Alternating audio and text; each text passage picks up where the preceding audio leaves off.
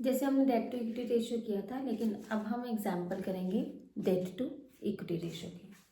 अब एग्जाम्पल में क्या है कि ए लिमिटेड है, उसका जो करंट रेशियो है वो 3:1 है। उसके बाद जो वर्किंग कैपिटल है वो कितनी है, 5 लाख। उसके बाद total asset 8,75,000, total debt 7,50,000। Calculate debt to equity ratio. अब इस क्वेश्चन में ना मुझे डेट गिवन है और ना ही मुझे इक्विटी गिवन है, लेकिन मुझे अदर इन्फॉर्मेशन है, तो अदर इन्फॉर्मेशन से हम डेट और इक्विटी निकाल सकते हैं। अब ध्यान देना होगा कि अदर इन्फॉर्मेशन में हमारे पास क्या है। एक तो CR मतलब current ratio, working capital, total assets and total date. अब इसको किस तरीके से हम निकालेंगे, क्या वही हम जो मैंने अभी आपको पहले भी बताया था, जो बैलेंस शीट वाला मेथड है वो हम यूज़ करेंगे। अब इसमें बैलेंस शीट वाले मेथड में हम क्या करते हैं कि हमने आपको मैंने पहले भी बताया था पहले वीडियो में कि पहले उसमें इक्विटी होता है, रिजर्व एंड सरप्लस होता है, नॉन करंट लायबिलिटीज होती है, करंट लायबिलिटीज होती है, और इस तरफ नॉन करंट एसेट्स होते हैं, करंट एसेट्स होते हैं, और ये टोटल एसेट्स हो जाते हैं। तो इन सब चीज़ों को यूज़ करके हम जो इन्फॉर्मेशन हमें डेट और इक्विटी चाहिए वो हम फाइंड आउट कर सकते हैं। अब पहले तो हमें सबसे पहले फॉर्मूला लिखना है। फॉर्मूला क्या है, डेट टू इक्विटी रेशियो का, डेट अपॉन इक्विटी। अब डेट इसमें लॉन्ग टर्म होते हैं, मैंने पहले ही आपको बता दिया। अब हमें सबसे पहले रेशियो गिवन है, तो हम यहाँ से चलेंगे कि हम यहाँ से करंट रेशियो से हम क्या फाइंड आउट कर सकते हैं। Current ratio is equal to 3:1। तो current ratio, current assets upon current liabilities, हमने यहाँ पर इंफॉर्मेशन पुट कर दी 3/1 current assets upon current liabilities. तो CA हो गया हमारा, जो करंट एसेट्स है वो क्या हो गया 3CL, मतलब 3 टाइम्स करंट लायबिलिटीज। उसके बाद नेक्स्ट इन्फॉर्मेशन मुझे गिवन है वर्किंग कैपिटल। अब मुझे एक चीज लास्ट उसमें एक क्वेश्चन मैंने तब भी किया था, तब भी मैंने इस तरीके से क्रॉस मल्टीप्लाई करके 3CL 4.5CL कुछ ऐसे ही निकाला था। वर्किंग कैपिटल अब है current assets minus current liabilities.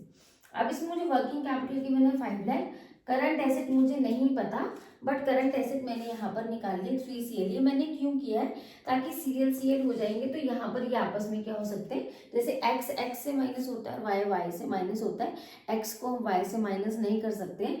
तो ऐसे ही हमने इसको सिमेट्री करने के लिए, हमने इसको सेम करने के लिए हमने इसको 3CL माइनस CL कर दिया। 5 lakh is equal to 2CL। तो CL मतलब करंट लायबिलिटीज 5 लाख अपॉन 2, जो हमारे पास जो CL है मतलब करंट लायबिलिटीज जो है हमारे पास कितनी आ गई 2,50,000। ये तो सिंपल था। पहले मैंने क्या किया, CR को यूज किया, उसके बाद मैंने किसको यूज किया, वर्किंग कैपिटल को यूज किया। अब नेक्स्ट जो मैं यूज करूंगी टोटल एसेट और टोटल डेट। अब देखो यहाँ पर मुझे करंट लायबिलिटीज आ गई। मैंने करंट लायबिलिटीज क्यों निकाली, अब ये देखो यहाँ पर गिवन है टोटल डेट। तो टोटल डेट में नॉन करंट भी है और करंट भी है, ठीक है। तो इसमें मुझे जो करंट होगा वो क्या होगा, करंट मुझे यहाँ से हटाना पड़ेगा। अब मैंने क्या किया, टोटल डेट लिया और टोटल डेट में से मैंने करंट लायबिलिटीज जो यहाँ पर निकाली थी उसको मैंने यहाँ पर टोटल डेट में से क्या कर दिया, माइनस कर दिया। जब मैंने इसको टोटल डेट में से CL को क्या किया, माइनस किया, तो मेरे पास जो डेट है, डेट मतलब लॉन्ग टर्म डेट जो है वो क्या आ गया, ₹5। उसके बाद डेट तो मेरे पास आ गया। तो डेट टू इक्विटी रेशियो में डेट आने के बाद मेरे को क्या चाहिए, मुझे इक्विटी चाहिए।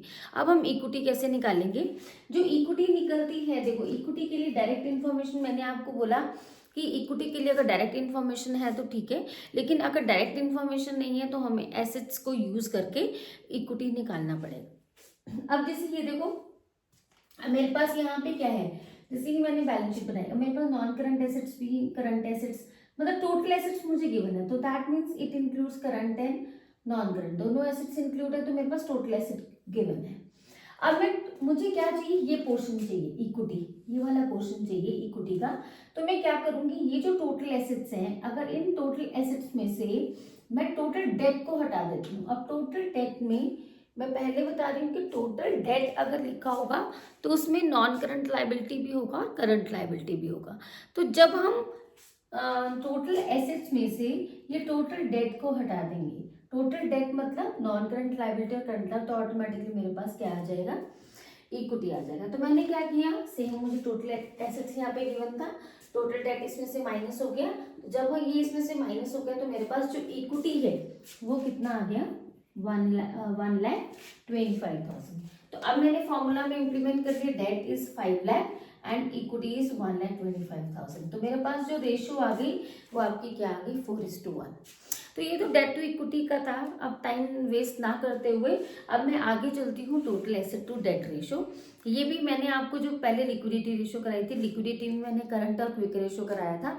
उसके बाद अब मैंने जो सेकंड रेशो कराई है, तो इन इन रेशोज में जो सॉल्वेंसी रेशो है, सॉल्वेंसी रेशो में जो मैंने सबसे पहली रेशो कराई थी वो डेट टू इक्विटी है। नेक्स्ट जो मैं आपको रेशो कराऊंगी वो है टोटल एसेट्स टू डेट। देखो टोटल एसेट की डेफिनेशन भी आप लोगों को पता ही है। टोटल एसेट की डेफिनेशन क्या है, it includes current and non current assets, right. अब उसके बाद टोटल एसेट्स में तो नॉन करंट एसेट्स भी आ गई और करंट एसेट्स भी आ गई। और डेट में क्या आता है, long term borrowings plus long term provisions. Debt की डेट को डिफाइन मैंने लास्ट वीडियो में कर ही दिया था कि जो डेट का जो टर्म है, जो 3 टर्म्स मैंने आपको शॉर्टकट्स बताए थे उसके, वो भी आप एक बार देख लेना, क्योंकि किसी भी क्वेश्चन में अगर डेट की डेफिनेशन है जो मैंने पहले बता रखी है वो किसी भी क्वेश्चन में इंप्लीमेंट हो सकती है। यहाँ पर तो लेकिन मैंने सिंपल लिखा है कि टीए में नॉन करंट एसेट्स आती हैं और करंट एसेट्स आती हैं, उसके बाद डेट में long term borings and long term provisions आते हैं। अभी हम नेक्स्ट उसमें अभी मैं आपको एग्जाम्पल के साथ बताती हूँ कि किस तरीके से करना है। जैसे अभी हमने एक मैंने total asset upon total date का रेशो बताया था, तो अभी हम उसका एक एग्जाम्पल इक्वेशन लेते हैं टीएस गरेवाल का, दैट इज क्वेश्चन नंबर 58। ये सीबीएसई की जो टीएस गरेवाल की लेटेस्ट बुक है उसका क्वेश्चन नंबर 58 है। अब इसमें इक्विटी शेयर कैपिटल गिवन है 4 lakh, long term borings given है 180, सरप्लस गिवन है मतलब बैलेंस इन P&L गिवन है 1 लाख, जनरल रिजर्व गिवन है 70,000, करंट लाइबिलिटीज गिवन है 30,000, लॉन्ग टर्म प्रोविजंस गिवन है 1,20,000। तो यहाँ पर जो टोटल एसेट टू डेट वाला जो रेशो है वो है टोटल एसेट्स अपॉन डेट। तो ये अमाउंट तो मैं बाद में बताऊंगी कि ये कैसे आया, अभी इसको आपने नहीं ध्यान में देना है, आपने खाली क्या करना है, खाली फॉर्मूला लिखना है टोटल एसेट्स अपॉन डेट। अब हमारे पास इंफॉर्मेशन देखो एसेट की तो मुझे कहीं यहाँ नजर नहीं आ रही है, तो आप क्या करोगे, एसेट की इंफॉर्मेशन के लिए हम देखेंगे कि हमें क्या क्या गिवन है। ये ध्यान में रखना, ये जरूरी नहीं है कि अगर आपको एसेट चाहिए तो आपको एसेट से रिलेटेड पूरी इंफॉर्मेशन गिवन होगी।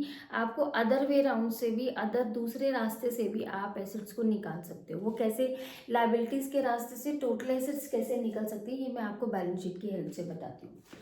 ये देखिए ये एक बैलेंस शीट है जो मैंने बनाई है। अब इसमें जो जो चीज़ें मुझे लाइबिलिटी साइड की गिवन थी मैंने इसमें क्या कर ली, फ्रेम कर ली।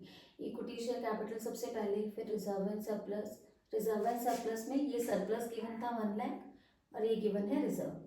फिर है नॉन करंट लाइबिलिटीज। अब नॉन करंट लाइबिलिटीज 2 हैं, वो क्या है, long term borings and long term provisions. ठीक है, ये नॉन करंट लाइबिलिटीज है। उसके बाद जो करंट लाइबिलिटीज है वो आपके पास कितनी गिवन है, 30,000। तो हमने सबसे पहले हमने लाइबिलिटी साइड का टोटल कर लिया, तो ये 9 लाख आ गया। ऑब्वियसली जो बैलेंस शीट का लाइबिलिटी साइड का टोटल है वही किसका टोटल होगा, एसेट साइड का। तो यहाँ पर भी क्या गिवन होती है हमें, टोटल एसेट्स। ये भी तो टोटल एसेट्स होती हैं, तो यहाँ पर भी टोटल एसेट्स ही होंगी। तो दैट मीन्स जो लाइबिलिटी साइड का टोटल आया है वही टोटल एसेट्स का टोटल होगा। तो दैट मीन्स जो हमारा लाइबिलिटी साइड की, इसमें लेकिन आप सब चीजें लिखोगे, आप कैपिटल भी लिखोगे, आप रिजर्व एंड सरप्लस भी लिखोगे, आप नॉन करंट लाइबिलिटीज भी लिखोगे और आप करंट लाइबिलिटीज भी लिखोगे। इन सबको जब आप प्लस कर दोगे तब आपके पास क्या आ जाएगा, टोटल एसेट्स। ये क्वेश्चन मैंने इसलिए उठाया है, इसलिए आप लोगों को समझाने के लिए लिया है ताकि आप लोग समझ पाओ। कई बार बच्चे कंफ्यूज हो जाते हैं कि टोटल एसेट तो हमें गिवन नहीं है, then we will move on to the liability side. तो लायबिलिटी साइड की सब चीजें होनी चाहिए। इनकेस अगर कोई चीज मिसिंग है, सपोज करंट लायबिलिटीज ही मिसिंग है और लेकिन वर्किंग कैपिटल गिवन है, तो उसकी हेल्प से भी हम करंट लायबिलिटीज को फाइंड आउट कर सकते हैं। मतलब हमने हर तरीके की इंफॉर्मेशन को उसमें फाइंड आउट करना है, प्रोवाइड। ये जरूरी नहीं कि हमें यहाँ करंट लायबिलिटी अगर नहीं गिवन तो आपको उसके रिलेटेड अदर इन्फॉर्मेशन भी नहीं गिवन तो आप जबरदस्ती उसको ढूंढोगे, ऐसा नहीं है। अगर करंट लायबिलिटीज दैट मीन्स होंगी ही नहीं। तो अगर आप करंट लायबिलिटीज लेते हो तो उससे रिलेटेड आपको वर्किंग कैपिटल गिवन होगा या करंट एसेट्स भी गिवन होगी, तब आप कहीं ना कहीं इस चीज को फाइंड आउट कर पाओगे।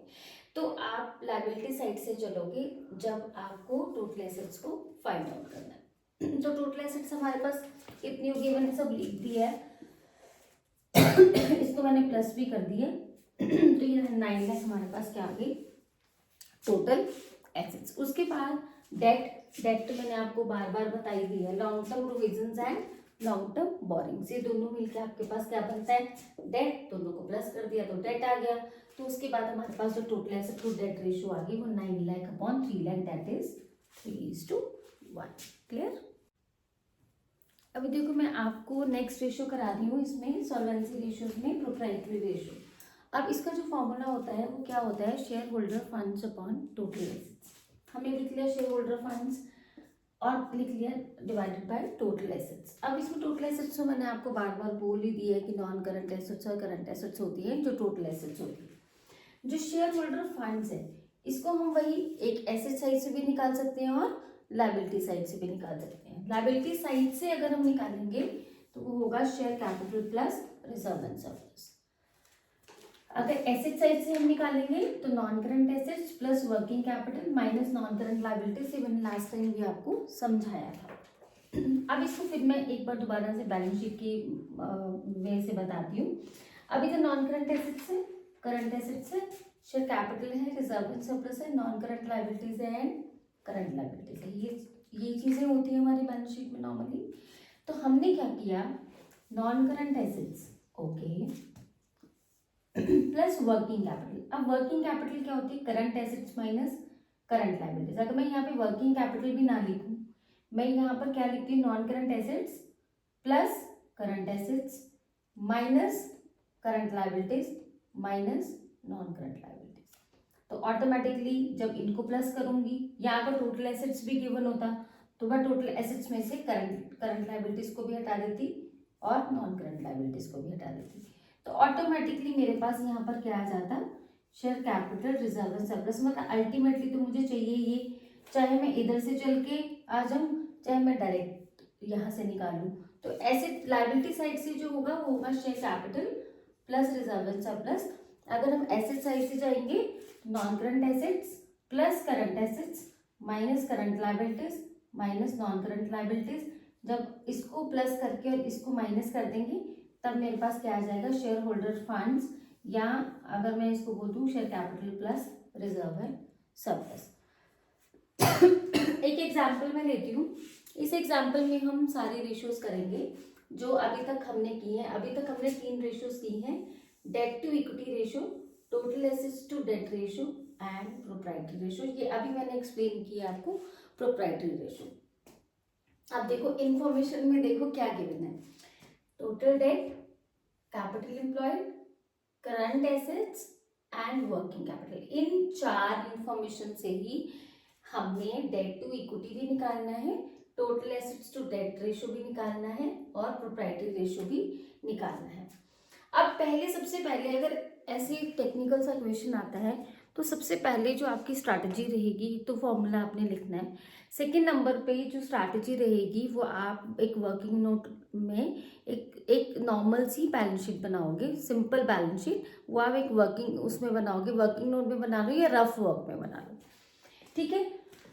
अब आपने वर्किंग नोट भी मत बनाना है क्योंकि इसका जो वर्टिकल होता है ना वो फॉर्मेट, तो वर्किंग नोट से ना बनाकर इसको रफ में बना लेना। अब रफ में कैसे बनाओगे, जैसे आपको जो जो इन्फॉर्मेशन गिवन है, देखो पहले होती है इक्विटी लॉन्ग टर्म, आप मैंने क्या होता है इक्विटी रिजर्व एंड सरप्लस, फिर उसके बाद हमारे पास होते हैं नॉन करंट लायबिलिटीज, फिर होती है करंट लायबिलिटीज, फिर इधर current assets non current assets, इस तरीके से हमारे पास इन्फॉर्मेशन होती है।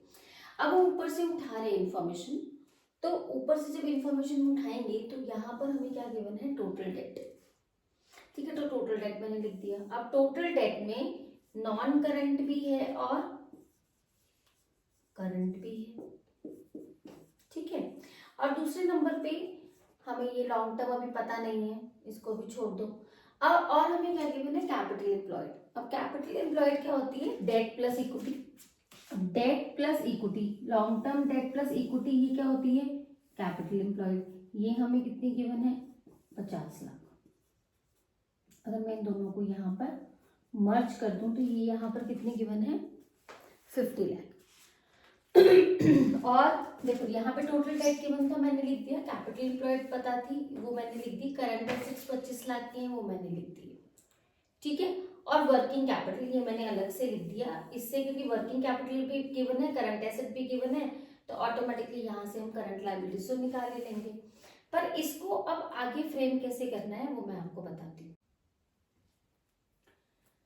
जैसे मैंने आप लोगों को यहाँ पे बैलेंस शीट का बता दिया था, हम इसको एक्सप्लेन करते हैं इस क्वेश्चन को। जैसे सबसे पहले working capital is equal to current assets minus current liabilities. तो सबसे पहले हमने वर्किंग कैपिटल 5 लाख हमें गिवन है, करंट एसेट 25 लाख, सीएल हमें मतलब करंट लायबिलिटीज हमें पता नहीं है, तो यहाँ से हम करंट लायबिलिटीज फाइंड आउट करेंगे। ठीक है, क्योंकि हमें मैंने आपको पहले भी बताया था जो टोटल डेट होता है, टोटल डेट में करंट नॉन करंट दोनों होते हैं, तो इसलिए हमने वर्किंग कैपिटल इन्फॉर्मेशन दी, तो इसलिए हमने करंट लायबिलिटीज को यहाँ पर निकाल लिया। उसके बाद देखो ये तो मैंने अब टोटल डेट किसके इक्वल होता है तो मैंने तुम्हें बताया, बैलेंस शीट में मैंने तुम्हें ये फ्रेम करके बता दिया था, फाइनल फिगर जब आएंगी तब मैं बैलेंस शीट में बताऊंगी। अब टोटल डेट क्या होता है, non current plus current liabilities. अब आपके पास टोटल डेट कितना था 60, नॉन करंट आपको पता नहीं, करंट आपके पास कितना आ गया 20 लाख। क्लियर। अब आपके पास नॉन करंट लायबिलिटीज कितनी आ गई ₹40 लाख। क्लियर। उसके बाद नेक्स्ट इन्फॉर्मेशन यहाँ से मुझे अब अलग से क्या पता चल गई, नॉन करंट लायबिलिटीज डेट, जिसको हम क्या बोलते हैं डेट। ठीक है। और उसके बाद हमारे पास है कैपिटल एम्प्लॉयड। जो कैपिटल एम्प्लॉयड क्या होता है, डेट प्लस इक्विटी। अब डेट ये कौन से होते हैं, लॉन्ग टर्म, तो यहाँ पर डेट मैंने अभी निकाले, लॉन्ग टर्म कितने हैं 40 लाख, और इक्विटी मुझे पता नहीं, कैपिटल एम्प्लॉयड मुझे पता है, तो मैंने इक्विटी निकाली, तो मेरे पास इक्विटी क्या आ गई 10 लाख। अब यहाँ से मेरे को सारी इंफॉर्मेशन मिल गई, डेट टू इक्विटी के लिए डेट भी मिल गया और इक्विटी भी मिल गई। अब total asset to debt ratio के लिए मुझे टोटल एसेट्स भी मिल गया और डेट भी मिल गया। और प्रोप्राइटरी रेशियो के लिए मुझे शेयर होल्डर फंड्स भी मिल गए और टोटल एसेट्स नहीं मिले, अभी वो मैं बताऊंगी, इनटू 100। अब शेयर होल्डर फंड्स क्या हो गया, इक्विटी। ठीक है। अब कैसे, अब कौन सी इंफॉर्मेशन, देखो यहाँ पर मैंने आपको बताया था 50 लाख का आपका कैपिटल एम्प्लॉयड है, जो इक्विटी प्लस डेट होता है, तो ये 50 लाख इक्विटी भी है और डेट भी है। इक्विटी मेरा 10 लाख निकल गया, डेट मेरा 40 लाख निकल गया इसमें से, और करंट लायबिलिटीज मेरे पास कितनी है 20 लाख। ठीक है। तो टोटल यहाँ पर मेरा क्या होता है, इक्विटी होता है, रिजर्व एंड सरप्लस यहाँ पर है नहीं, उसके बाद नॉन करंट लायबिलिटीज होती हैं और करंट लायबिलिटीज होती है। तो मैंने इन सब चीज़ों को जब प्लस कर लिया तो मेरा जो लायबिलिटी साइड का टोटल है वो कितना आ गया 70 लाख। अब लायबिलिटी साइड का total equal to total asset का टोटल। ठीक है। यहाँ पर मेरी टोटल एसेट्स भी निकल आएंगी, अगर मुझे नॉन करंट एसेट चाहिए होंगी वो भी निकल आएंगी, क्योंकि करंट एसेट अगर 25 लाख है, यहाँ का टोटल सेम होगा, जितनी टोटल लायबिलिटीज होंगी उतनी ही टोटल एसेट्स होंगी। तो यहाँ पर टोटल एसेट्स आपकी कितनी आ गई 70 लाख। ठीक है, आ गई। उसके बाद आप इससे नॉन करंट एसेट्स भी अगर आपको चाहिए हुई तो बैलेंस शीट की हेल्प से आप इसको निकाल सकते हो। तो आपके पास टोटल एसेट कितनी होगी 70 लाख। अब आपने इसमें फॉर्मूला में इम्प्लीमेंट कर दिया। अब आपने शेयर होल्डर फंड आपके पास कितना था 10 लाख, इक्विटी 10 लाख की आई, टोटल एसेट 70 लाख है, 70 लाख इंटू 100 हम इसलिए करते हैं कि कितना परसेंटेज है। प्रोप्राइटरी का मतलब क्या होता है, प्रोप्राइटर का कितना फंड है, प्रोप्राइटर फंड में क्या आ जाएगा, इक्विटी आ जाएगी। टोटल एसेट्स के साथ उसको कंपेयर करना है कि कितनी इक्विटी है, जब हम उसको टोटल एसेट्स के साथ कितना परसेंटेज है। तो टोटल एसेट्स मेरे 70 लाख है और शेयर होल्डर फंड मेरा जो है वो प्रोप्राइटर का जो फंड है वो कितना है 10 लाख है, तो कितने परसेंट है 14.29%। क्लियर। तो ये मैंने with the help of balance sheet आपको डेट टू इक्विटी रेशियो भी समझा दिया, total asset to debt ratio भी बता दिया और प्रोप्राइटरी रेशियो भी बता दिया। हमारी सॉल्वेंसी रेशियोज में जो मेन रेशियोज हैं वो कवर होंगे, नेक्स्ट रेशियोज मैं फिर अब नेक्स्ट वीडियो में कवर करूँगी। Thank you so much.